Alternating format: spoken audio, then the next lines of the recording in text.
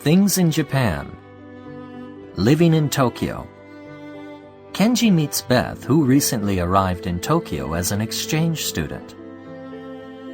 Welcome to Tokyo, Beth.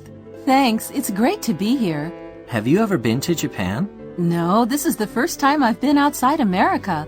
When I applied for the student exchange program, I never expected that I would be able to come to Japan. Really? Why not?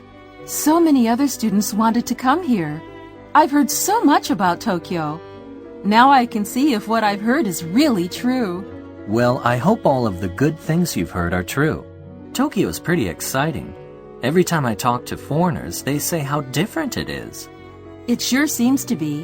When I arrived in Tokyo, I couldn't believe all the neon signs. They are so big and bright. The whole city seems alive. It certainly is. There are so many people living here. What's the population of Tokyo? About 30 million.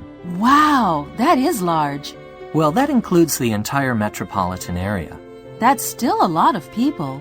New York City and its suburbs have about 16 million people.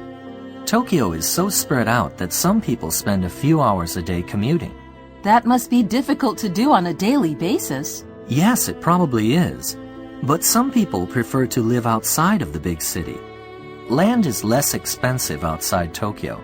They can have a better home out there. It must be expensive to buy a home in Tokyo.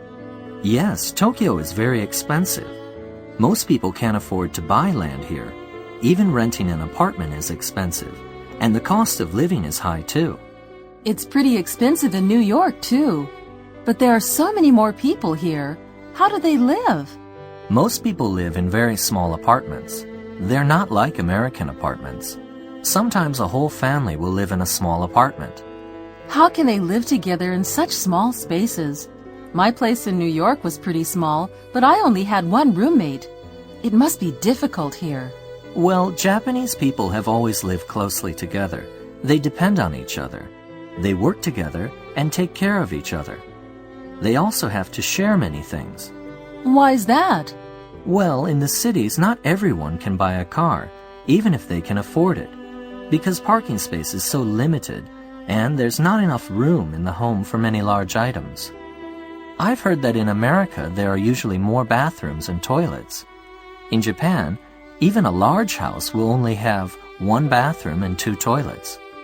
And I've heard that Japanese people live with their extended families. Traditionally, yes, some still do. But nuclear family households are becoming more common these days, and more young adults can afford their own apartments now. This is because Tokyo is becoming more westernized. But at the same time, we're still definitely Japanese. Well, it sounds like an interesting mix.